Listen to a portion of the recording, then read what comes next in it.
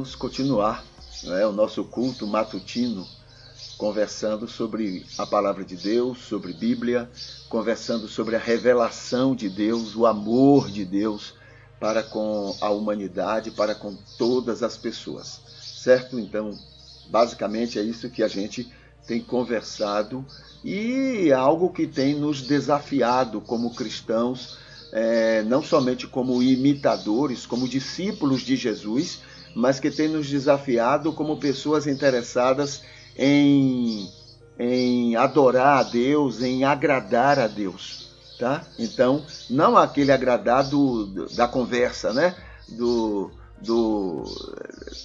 Das falas, das orações repetidas. Não, não é isso não. É no sentido de agradar a Deus com a nossa vida, com a maneira como somos, a maneira como agimos, ser luz e sal, né? No dia a dia, no cotidiano, nas relações com as pessoas.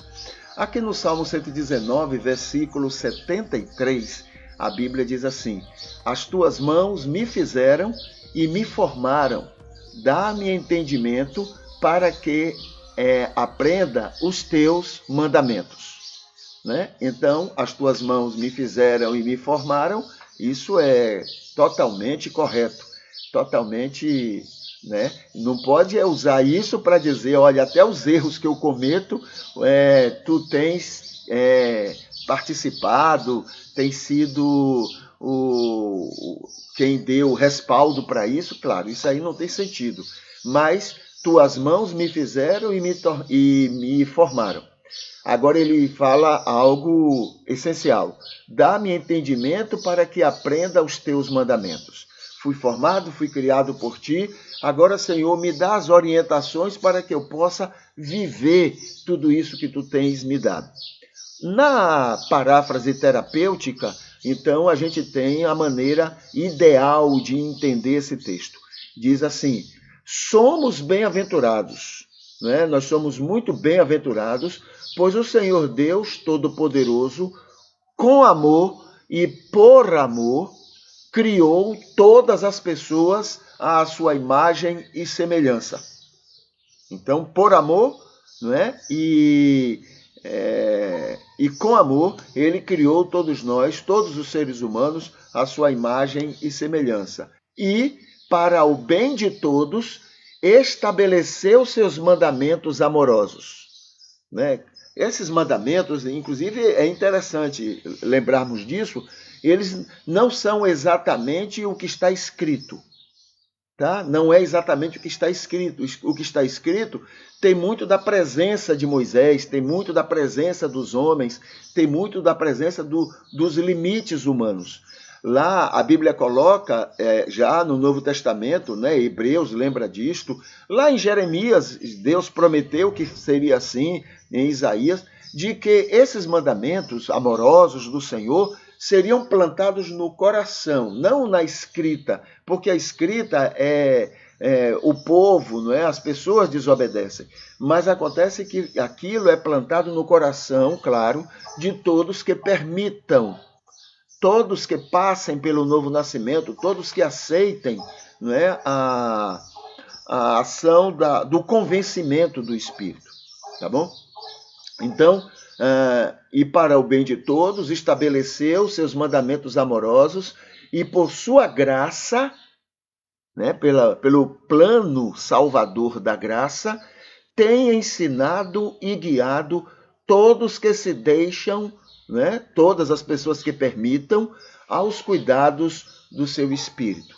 Né, todos aqueles que permitam que o Espírito habite sua vida e guie, né, segundo a vontade de Deus. Esses, né, essa lei, esses mandamentos foram plantados no coração dessa pessoa. Tá? Então, o que quer dizer isso? Não é que está lá para ser seguido, não. A ideia é que agora já faz parte da vida da gente aquilo que está estabelecido como sendo os mandamentos do Senhor. Tá? Essa é a beleza, né, da ação de Deus em relação a todos nós. Muito bem, diante disso, o nosso culto, não é saber, esse nosso culto matutino, é saber mais sobre a revelação divina, sobre o amor, porque o amor é essa revelação. Nessa semana, dentro disso, nós estamos chamando a atenção para o seguinte, que a letra mata. Tá? Isso está em 2 Coríntios 3,6. A letra mata, mas o espírito vivifica. Diante disso é que a gente lembra alguns itens. Por exemplo, Deus sempre quis alcançar e salvar todos os homens.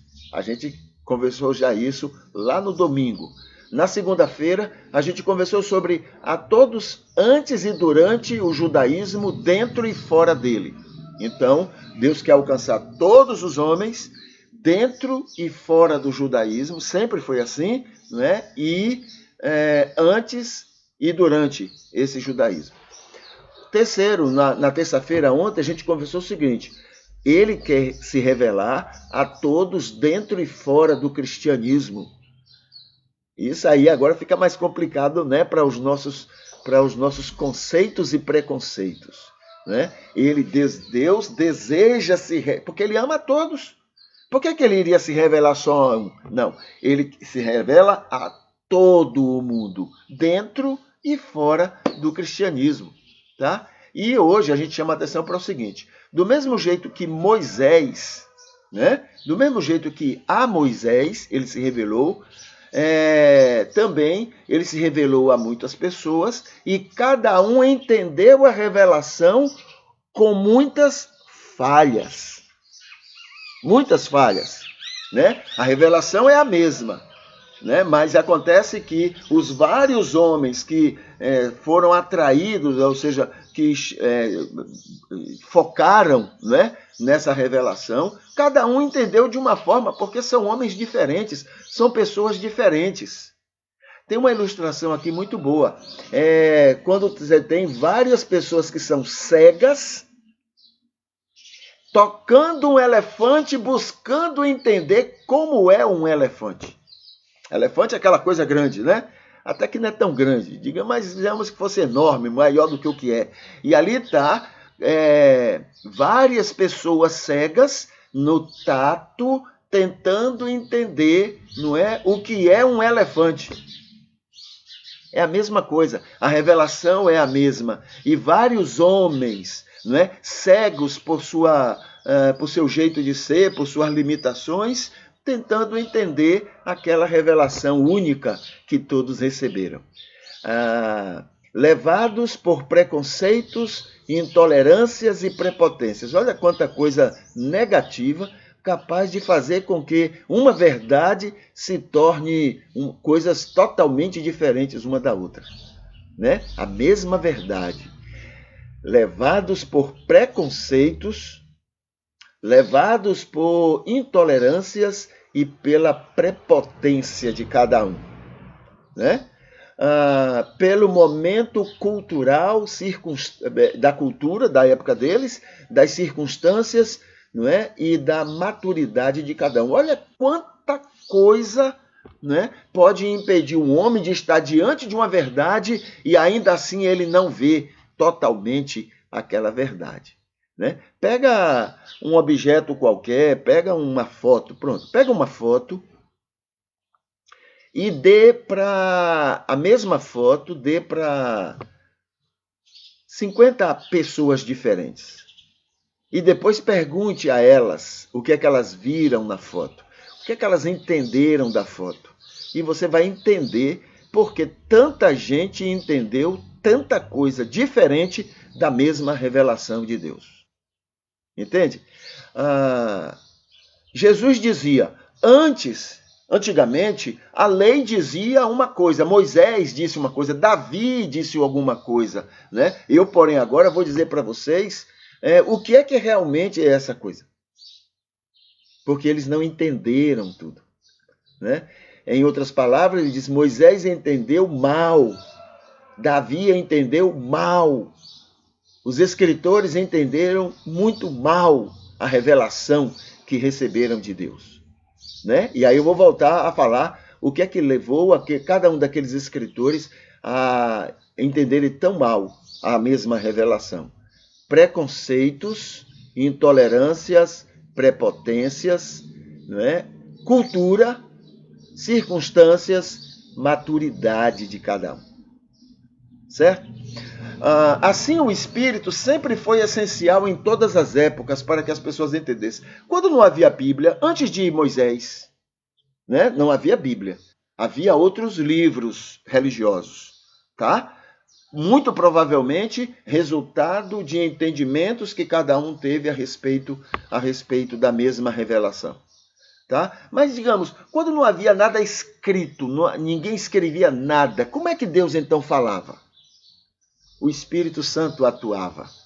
Né? O Espírito Santo estava ali convencendo, porque mais importante do que qualquer outra revelação, o mais importante agora era mostrar o amor de Deus e mostrar, né, a situação de cada uma pessoa diante desse amor de Deus.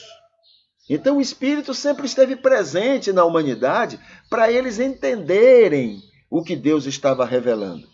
Tá? Eu posso ler Davi dizendo: Senhor, mata os teus inimigos. Mas o Espírito Santo habitando em mim, eu vou entender que aquilo não é de Deus. Deus jamais me mandaria matar. Primeiro que Deus não tem inimigos. Mas a pessoa faz isso, faz aquilo. Deus não tem inimigos, porque Deus ama. Quem ama não tem inimigos. Deus ama aquelas pessoas. Mas eles fazem tanta coisa contra Deus. Deus ama essas pessoas. Nós fazemos tanta coisa contra Deus. Deus nos ama. Então não tem inimigos, não existe inimizade quando existe amor. Por pior que a outra pessoa seja, por pior que eu seja, não existe, não é? Deus não tem inimigos, Deus tem pessoas que Ele ama. Entende? Então, se eu tenho o Espírito me faz entender que aqueles preconceitos de Davi, aquelas prepotências de Davi, não são de Deus. Eu vou entender por quê. Porque eu também tenho os meus preconceitos e as minhas prepotências. Por que Davi não poderia ter? Por que por que eu sou melhor do que ele ou ele seria melhor do que eu? Eu tenho. Mesmo depois de conhecer Jesus, ser guiado pelo Espírito de Deus, eu tenho. E por que ele não teria? Entende? Mas o que é importante aqui é essa ação do Espírito. Não é? Apesar da maneira limitada de cada um de nós de entender a revelação de Deus, ainda assim o Espírito, não é, está nos ajudando. Aqui tem assim o Espírito sempre foi essencial em todas as épocas. Só Ele convence, não é, com a Bíblia, não nós. Então pegar a Bíblia para tentar convencer pessoas é perda de tempo. Por quê? Se você tiver um pouquinho de bom senso, você vai ver tanta coisa contrária. Por exemplo, algumas coisas que eu já citei aqui, né? Aí está lá, Deus enviou contra Davi, Deus mandou Davi não contar o povo, e Deus então incitou um espírito mau da parte de Deus, como diz o texto, para forçar Davi a contar o povo. Que Deus é esse? É só ter um pouquinho de bom senso. Está lá, está tudo aí no texto.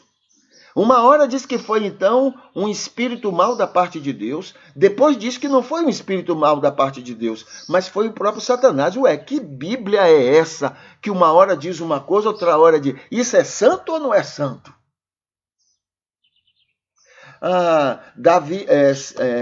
Davi manda matar os inimigos, matar os filhos dos inimigos. Que Deus é esse? Moisés entendeu que era para entrar em Canaã, matar. Que Deus é esse? É só ter um bom senso.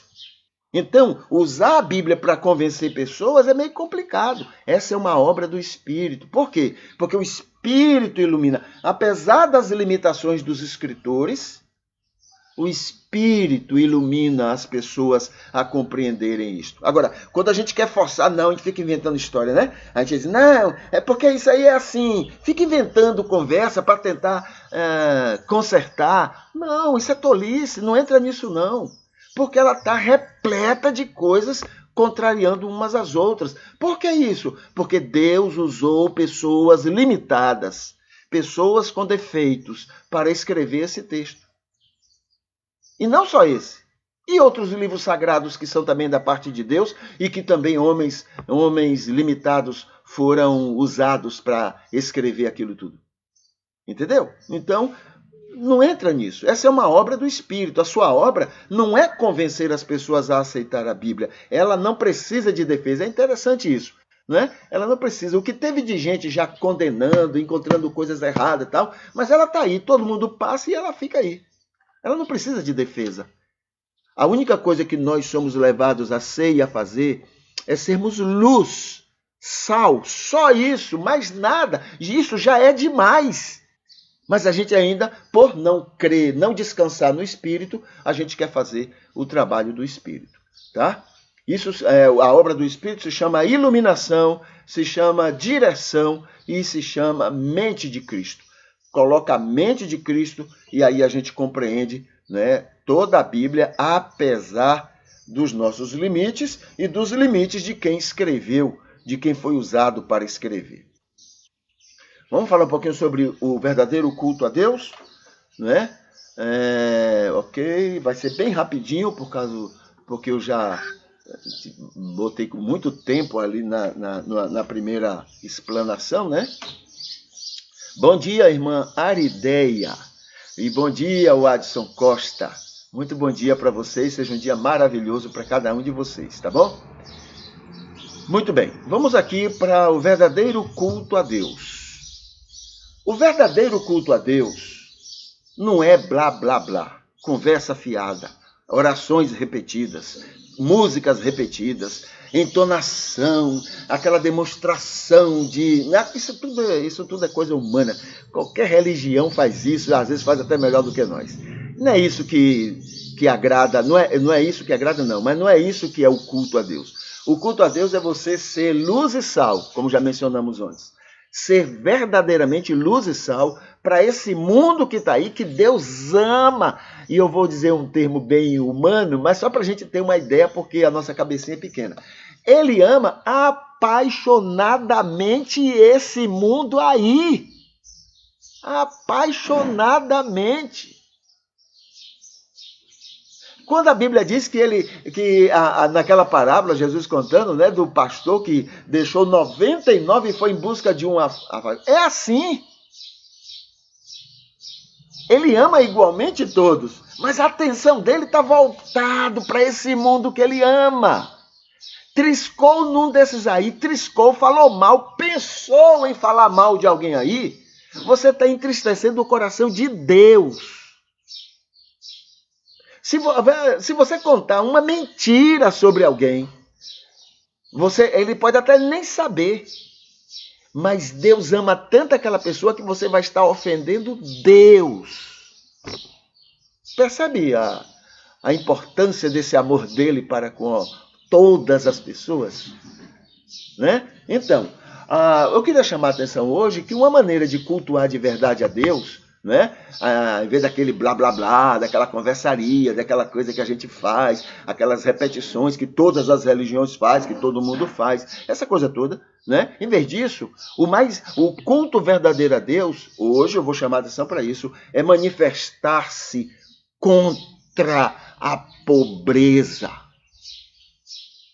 Deus ama esse povo carente. E todas as vezes que nós defendemos ou criamos situações para prejudicá-los, nós estamos ofendendo a Deus. Eu vi uma reportagem agora, não vou me recordar bem dela, também não vou lá agora, mas eu estava vendo uma reportagem falando sobre a pobreza aumentando no mundo. E perto da gente, aqui perto. Isso tem que nos incomodar, é uma coisa que a gente tem chamado a atenção. Isso tem que estar incomodando a gente, em vez de eu ficar naquela oração, ó Deus, me abençoa, ó Deus, me protege, aquela conversa pagã de quem não acredita em um Deus que sabe cuidar bem da gente, em vez de ficar nessa dengação, Senhor, como Tu és maravilhoso, em vez de ficar nessa conversa fiada, era para a gente estar entristecido, amargurado com os nossos irmãos, pessoas amadas de Deus, com fome, pessoas que estão na fila do osso. Entendeu? Mas não, a gente fica naquele mundinho nosso. Senhor, eu estou com dificuldade, eu estou com problema. Senhor, eu estou passando. Senhor, me abençoa, me protege. Essa conversa pagã, a gente perde tempo com isso. Ele sabe cuidar da gente. Mas sabe o que é que a gente faz? A gente fica aplaudindo esse bando de bandido que tem aí, que está empobrecendo cada vez mais as pessoas. A gente fica elogiando esse monte de gente. Agora mesmo tem um aí que tinha grande parte da fortuna dele lá fora, se beneficiando com o dólar cada vez mais valorizado em relação à nossa moeda. Pessoas que são articuladas para prejudicar o pobre e a gente fica do lado deles e apoiando eles. Depois vai para o culto, a gente nem lembra disso. A gente vai para o culto e pedir, Senhor, me abençoa, Senhor, eu quero ser abençoado. O verdadeiro culto a Deus é estarmos nos manifestando contra a pobreza. O pobre, ele não tem como se defender. Tem uma conversa aí que diz assim, não, o trabalhador tem que chegar, ele é que tem que chegar para o patrão. Ele não tem condição, porque é colocado na cabeça dele que o patrão é o Deus dele. Ele tem que ficar fazendo de tudo para não perder aquele emprego. Ele vai lá pedir nada a ninguém. Ele vai beijar os pés do patrão e a gente fora, e ele também sabe. E o patrão sabe o quanto está explorando, matando aquele indivíduo, e eles encontrando justificativa, e nós dando justificativa para eles fazerem isso. Então, manifestarmos-nos, né, contra a pobreza. Pobreza não é coisa de Deus, não, é coisa do diabo. E pior ainda, quem gera pobreza é do diabo. É de Mamon. É de Mamon. A gente vai conversar um pouquinho aí na frente aí. Por que Deus mandou aquele jovem rico, vá, venda tudo que você tem, dê aos pobres e me siga? Por que Jesus falou aquilo para aquele rapaz? A gente vai conversar um pouquinho aí na frente, tá bom? Vamos para o texto bíblico? Nós estamos em João, capítulo 2. E estamos no momento em que Jesus transforma a água em vinho. Tá? Deixa eu botar aqui nos comentários para facilitar depois quem queira encontrar esse momento do culto no vídeo, né, que nós estamos gravando agora. No versículo 7, né, agora a mãe já viu, né, que estava faltando vinho na festa e avisou a Jesus. E Jesus disse, por que você está me procurando? Por que você está me falando isso? Eu também pergunto, por que você está falando isso para ele, Maria? Se essa seria o primeiro milagre, por que você está contando esse negócio para Jesus? Né? Essa é uma pergunta também que eu faria. Se é que esse é o primeiro milagre de Jesus. Se Jesus já fez outros milagres, aí dá para entender. Então, Maria está indo a Jesus falar isso porque ela sabe que ele pode fazer alguma coisa. Mas se ele não fez nada disso antes, né? Então por que ela está falando isso para ele? Então, aí versículo 7. Ordenou-lhe Jesus, enchei de água essas talhas, e encheram-nas até em cima, quer dizer, encheram completamente, né, as talhas. Versículo 8. Então lhes disse Jesus, tirai agora e levai ao mestre. E eles o fizeram. Né? Então, encheram as talhas, e nós vimos antes, quando falou que eram 3 metretas, e em outras traduções, e estudando sobre isso, né, uma quantidade enorme de de vinho que foi produzido a partir daquela água.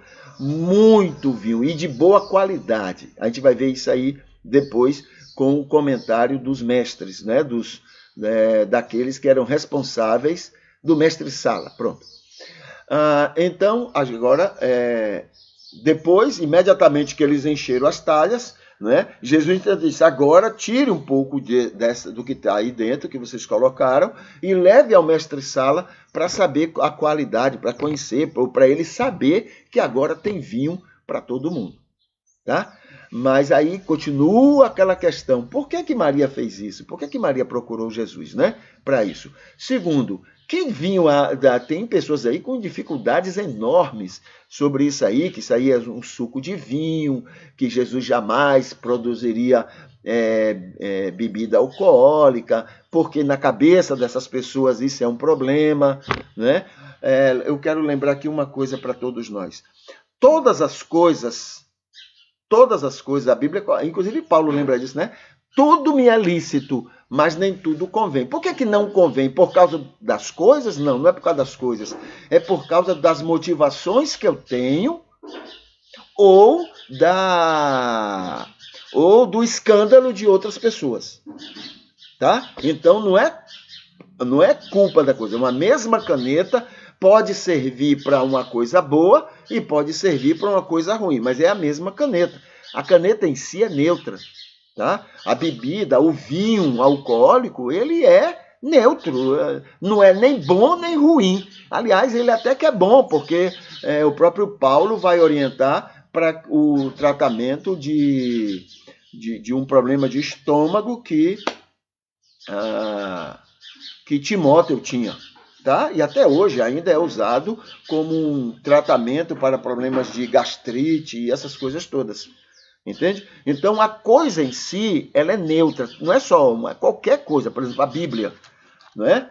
Se você pega a Bíblia e usa a Bíblia como sendo uma coisa fora do normal, aí você já está, o que é chamado de bibliolatria. Aí já se tornou uma coisa errada. A Bíblia é neutra em si. Você pode usar ela, aí sim vai fazer a diferença. A maneira como, o motivo que você tem para usar, por exemplo, você pode pegar um texto bíblico para julgar e condenar as pessoas. Né? É um argumento que você tem para fazer um malefício a alguém. Pronto, a Bíblia, inclusive, ela diz, muitos usam-na para sua própria condenação. Então, em si ela é neutra, mas aquilo que eu vou, né, aquilo que me motiva a usar, ou se eu estou criando impedimentos para uma pessoa conhecer melhor Jesus, então essa coisa se torna uma coisa negativa, tá bom? Mesmo sendo uma coisa neutra. Então a mesma coisa é o vinho. Não é o vinho que é o problema, é como se usa o vinho, tá? E Jesus, esse aqui era vinho mesmo, né? Era um vinho mesmo, era natural daquela época esse tipo de prática. O vinho ele era trabalhado, ele era, como é que chama? Fermentado para que pudesse ter qualidade. E é isso que o mestre Sala vai entender na hora que ele provar esse vinho que Jesus está contando. Jesus mandou que ele experimentasse. Tá bom? Então vamos tirar um pouco, né, essa ideia, essa espiritualização falsa, tá? Que muitas vezes a gente tem. Coloque isso na sua cabeça. Tudo é neutro. Tudo é neutro. Quem vai fazer aquilo ser profano ou sagrado, ou tem um outro termo que ou fazer com que seja anátema alguma coisa, não é a coisa, mas o seu motivo para usar aquilo, a razão que você tem para aquilo, tudo, qualquer coisa que você pensar, tudo em si é neutro. Tanto é que tem pessoas que usam a mesma coisa para o bem e tem a mesma coisa para o mal, né? Então, a coisa em si é neutra. A gente é que vai fazer, né? Por exemplo, os defensores desse negócio de nova era, essas coisas todas, aqueles símbolos, né? Tem gente que vive numa diabolização de tudo. Não é? Quer dizer, são pessoas tão fora do Espírito de Deus, tão fora, que não descansam. Elas ficam o tempo todo encontrando inimigos. Aqui está errado, aqui é pecado, aqui é não sei o quê. Não descansa, não há descanso nessa pessoa. Não confia que o Espírito de Deus sabe cuidar dela, sabe guiá-la. Não, ela tem que ficar, né? Mesmo porque tem muitos pregadores que precisam desses místicos, dessas coisas, né, misteriosas, para poder se evidenciarem. Então eles perceberam, descobriram que quanto mais eles mostram coisas misteriosas, mais chama atenção para eles. Então agora vamos desenvolver isso, porque a vaidade, né, a prepotência é uma coisa muito forte, que é uma tentação muito grande para o pregador. Tá? Chamou a atenção para uma coisa, então ele vai se destacar naquilo. Aí aqui, porque as pessoas gostam de coisas misteriosas, coisas, né, que só fulano de tal é que entende isso, ninguém entende. Então as pessoas gostam muito disso e tem sido muito mal usado por muitas pessoas, tá bom? Isso aqui é sobre, né, o que aconteceu ali no milagre de Caná da Galileia. Vamos aqui? Os recados, né, que a Bíblia tem para os ricos. Tá bom? Vamos conversar um pouquinho sobre isso. Juliana, bom dia, viu, Juliana? Seja bem-vinda. Então vamos aqui aos ricos. Entendendo, buscando entender por que Jesus mandou o jovem rico se tornar pobre para herdar o reino de Deus. E Jesus mandou ele ficar pobre? Bom, é só você tentar entender o que é que Jesus está falando. Né? Jesus disse para ele assim, vá, venda tudo que você tem e o quê? Pega tudo, dê aos pobres e me siga. Em outras palavras, fique pobre e me siga. Então, eu tentando entender por que Jesus falou isso para aquele rico, né? Claro que o capitalismo tem justificativo. Não, isso aí não está falando do dinheiro, não. Está falando do quando você se apega ao dinheiro, quando você... Tem essa conversa. Então vamos analisar exatamente o que é que o texto está falando. Primeiro motivo que nós já conversamos aqui. Não se consegue servir a dois senhores, a riqueza e a Deus, né? A Mamon e a Deus. Primeiro motivo. Então, por mais que ele vai se esforçar, lutar, né? Ele não vai conseguir. Segundo motivo. Para ser de Deus, deve ressarcir as pessoas exploradas. Para uma pessoa ser de Deus, ela deve ressarcir as pessoas exploradas. Não foi o que Zaqueu fez? Não foi a proposta de Zaqueu? E aquilo foi espontâneo, viu? Não foi Jesus que mandou, não. Foi espontâneo. Porque como é que você vai viver uma nova vida com Jesus, com aquele passado de exploração, e você vai fazer de conta que esquece? Não consegue. Né? Terceiro motivo. Amor às riquezas é causa de todos os males. O amor à riqueza, né? O amor ao status da riqueza, o amor às prepotências da riqueza é a causa de todos os males. Então, para servir a Jesus, para seguir Jesus, o camarada tem que abandonar essa situação. Como é que vai ser coerente com uma coisa e outra? Quarto motivo. Riquezas deixam o evangelho raso na vida das pessoas. Deixa raso, né? É a parábola da semente que caiu entre espinhos, tá? É o que a Bíblia coloca. Quinto motivo. Ricos saem vazios diante de Deus. Né? Lucas 1:53. Saem vazios. Eles não conseguem. Claro que não. Se eles não precisam de Deus. E outra coisa, Deus até atrapalha. Porque o dinheiro deles dá a eles o que eles querem. Então, se Deus estiver por perto, como é que ele vai fazer o que querem? Como é que eles vão comprar as pessoas? Como é que eles vão explorar as pessoas? Como é que eles vão corromper as pessoas?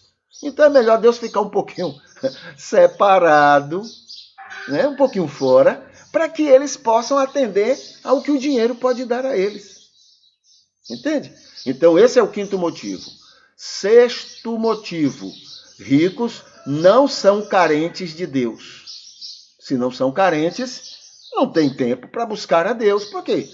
Eles são supridos, né? Isso está em Lucas, viu? Capítulo 6, versículo 24 e 25. Sétimo motivo. Ricos não investem na eternidade. Porque para investir na eternidade, eles teriam que amar o próximo, eles teriam que cuidar do próximo. E aí, meu amigo, isso é grana, é tirar do bolso para fazer. Como é que você tem e você não vai fazer isso, né? Então, Lucas 16, 19 a 25 fala daquele rico, né, em relação a Lázaro. Ricos não investem na eternidade, investem na vida, no dia a dia, né? A eternidade para eles é outra situação. E o oitavo motivo, e esse a gente vai conversar um pouquinho hoje, rapidinho, né? É amar como Deus quer, só sendo pobre. Amar como Deus quer, só se a pessoa for pobre, né? Isso está em 2 Coríntios 8, 9. Jesus, que era rico, tornou-se pobre para, através da pobreza dele, enriquecer vocês. Mas para enriquecer vocês, ele teve que se tornar pobre. Ok? Pois vocês conhecem a graça de nosso Senhor Jesus Cristo. Sendo rico, se fez pobre por amor de vocês, para que por meio de sua pobreza vocês se tornassem ricos. Se um rico, agora vamos analisar isso. Se um rico amar como Deus quer,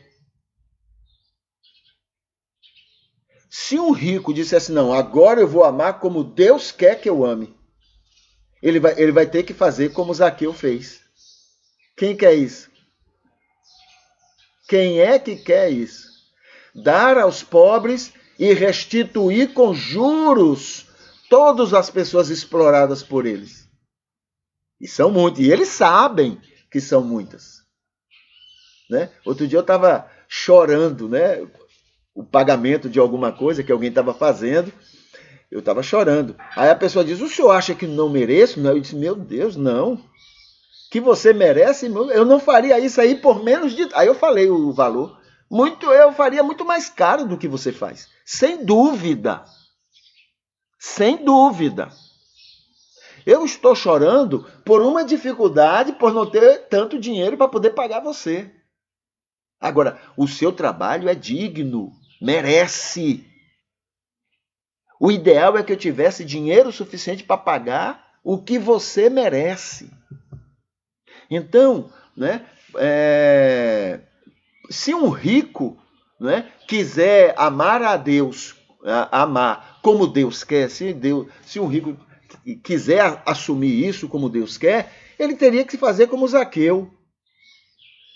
Dar aos pobres e restituir com juros. Por que com juros?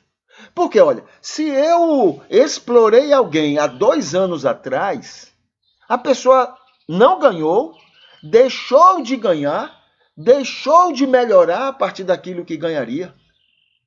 Perdeu muita coisa só porque naquela época eu não paguei direitinho a ele. Então é com juros mesmo. Entendeu? Isso é totalmente justo. Totalmente justo. Né? Então, dar aos pobres e restituir com juros todos os explorados. Não por obrigação ou para demonstrar religiosidade. Então não é porque, não, eu quero parecer, eu quero fazer para agradar. Não. E quando eu digo assim, eu quero amar como Jesus, como Deus quer que eu ame, então alguma coisa acontece em mim que eu vou fazer isso agora de maneira prazerosa. É espontâneo. Zaqueu foi espontâneo. Zaqueu foi espontâneo. Senhor, estou decidido. Vou pegar metade do que eu tenho e vou distribuir aos pobres. e o restante eu vou restituir 4 vezes mais àqueles que eu, entre aspas, explorei. Aqueles com quem eu fui injusto.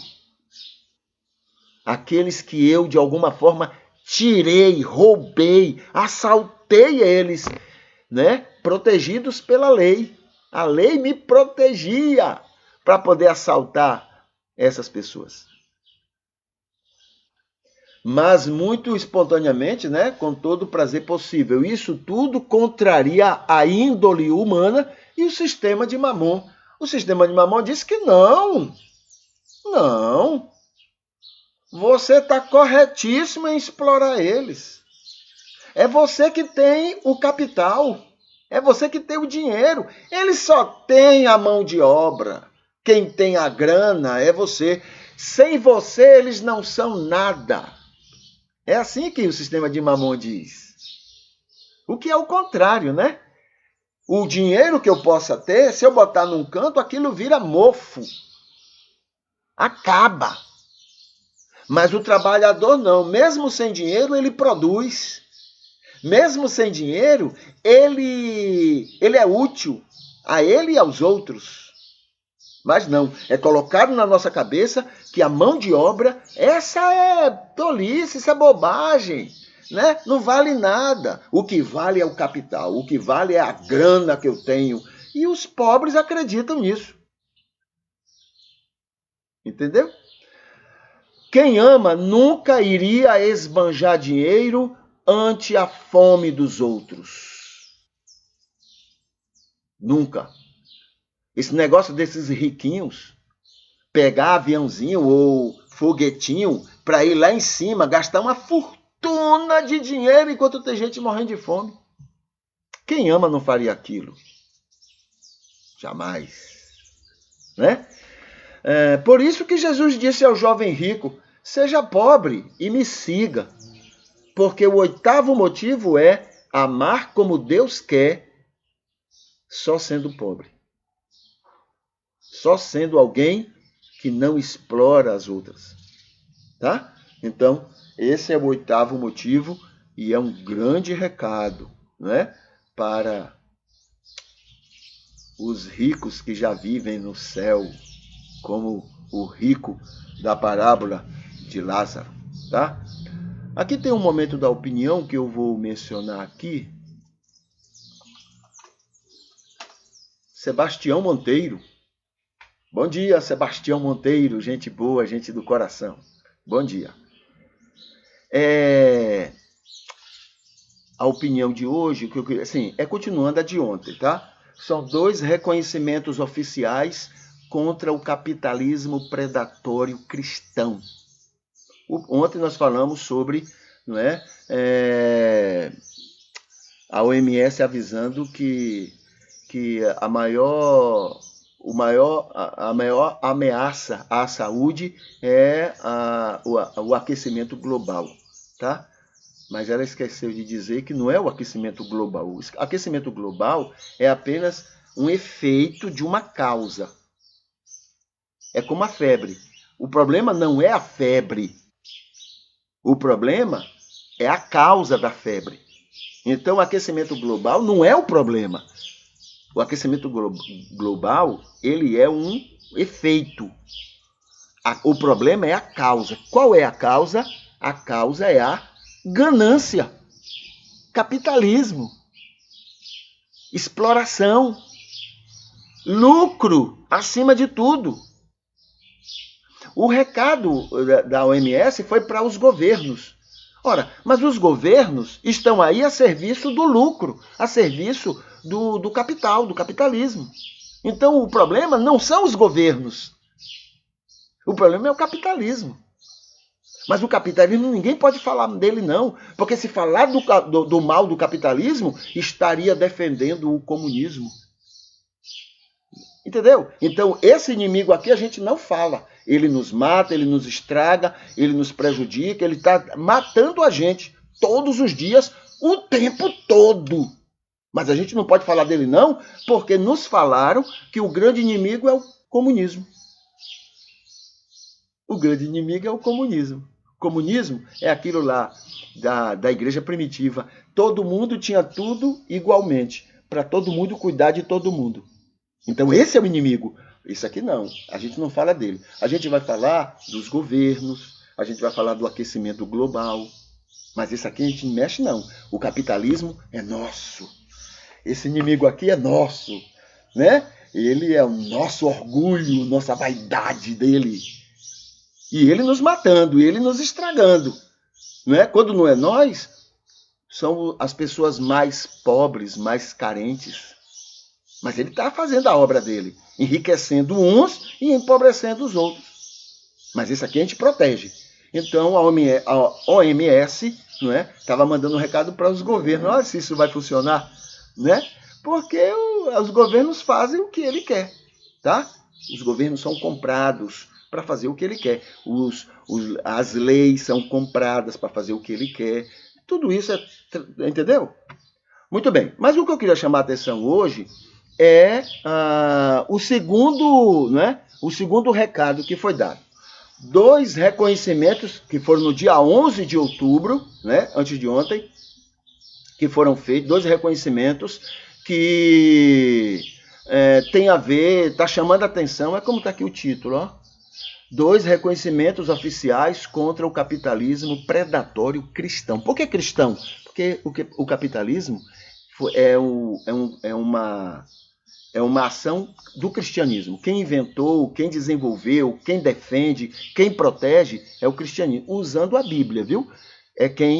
O cristianismo, desde a Europa, foram os países cristãos que desenvolveram esse demônio, não é, contra a humanidade. Então, veja só. Hoje vamos conversar sobre o segundo reconhecimento. A Academia de Prêmio Nobel reconhecer neste ano economistas que pesquisaram, está entre aspas isso aqui, viu? Pesquisaram e descobriram, ou seja, confirmaram que aumento de salários e existência de direitos trabalhistas não produzem crescimento de desemprego. Trabalhistas não produzem, né? Bota aqui no plural. Não produzem crescimento de desemprego. Ao contrário do argumento diabólico inventado pela ganância do capitalismo, para justificar a exploração do homem pelo homem com o intuito de enriquecer uns e empobrecer outros. Tivemos um tempo, né, aqui no nosso país, tivemos um tempo que, durante uma imensa crise mundial, a economia cresceu só porque mais e mais dinheiro foi colocado no bolso do pobre, através do trabalho, através do emprego, né? É algo óbvio. Quando o pobre tem dinheiro, ele compra mais. Isso faz o comércio vender mais, empregar mais, ganhar mais e comprar mais. Isso faz a indústria produzir mais, empregar mais, criar mais produtos. Isso é óbvio para mentes não egoístas. Tá? As mentes que não são egoístas, isso fica óbvio, é tranquilo. Não mais para as mentes, né, gananciosas, claro que isso não é óbvio. Tirar do meu, né, para aumentar o salário de alguém, isso vai prejudicar o comércio. É assim que a mente gananciosa acredita.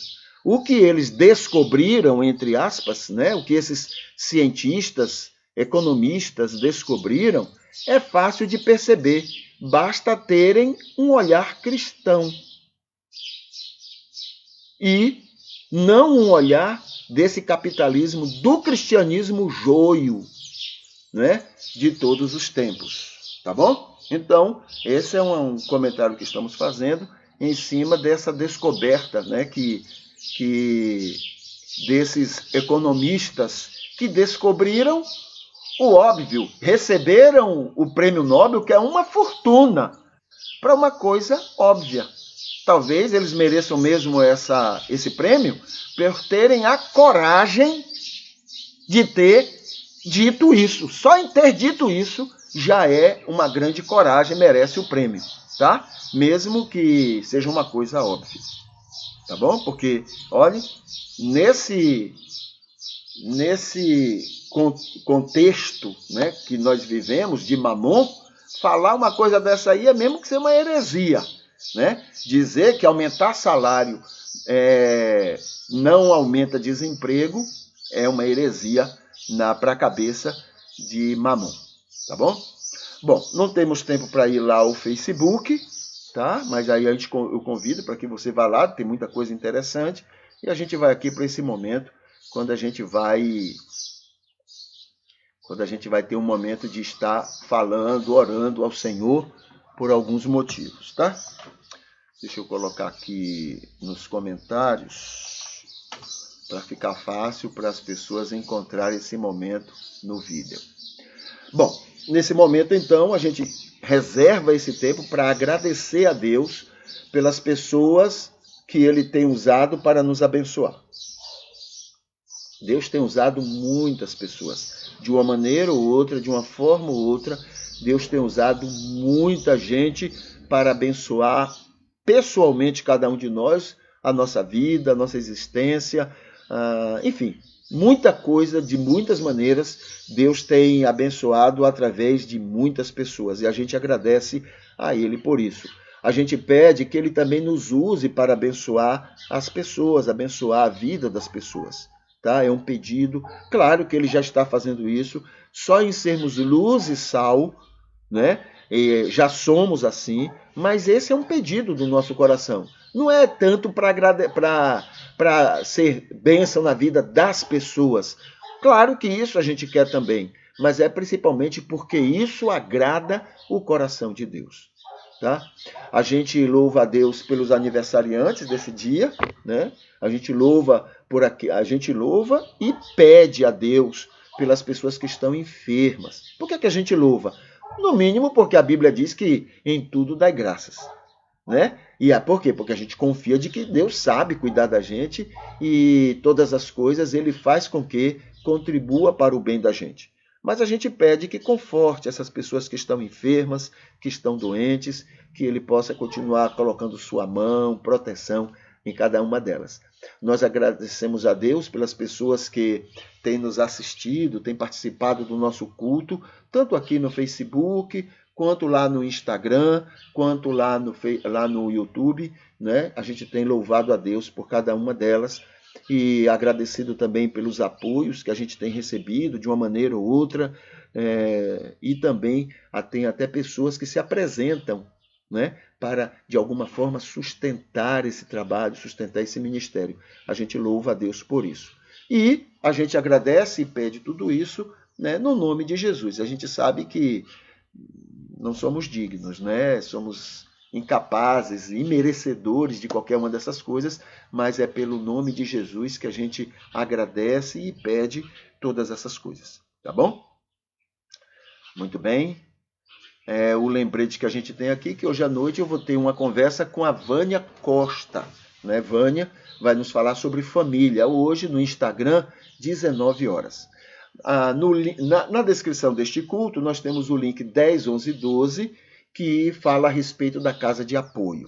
E o culto matutino de amanhã, a gente vai conversar sobre situações que deveriam nos incomodar no mundo. Deveria nos incomodar como cristãos, seguidores de Jesus, tá? E estaremos também com nossas opiniões, ou o que seja, respondendo algumas questões que sempre têm surgido para a gente conversar um pouco. Aqui fala do projeto Atendimentos Sociais, que teve vagas e já foram preenchidas. E aqui está lembrando que hoje é um ótimo dia para repensar sua vida com a sua profissão. Sua profissão deve ser um instrumento de bênção para outras pessoas. O que é que pode ser feito nesse sentido, né? Descobrindo isso, você vai estar sendo usado por Deus, né? E aí estará glorificando a Deus com a sua atividade profissional. Tá certo? Deixe-me ver aqui o que é que eu vou fazer. Eu vou aqui abrir uma música para finalizar o nosso culto e a gente vai se despedindo. Que hoje seja um dia especial na sua relação com Deus e com as pessoas, tá bom?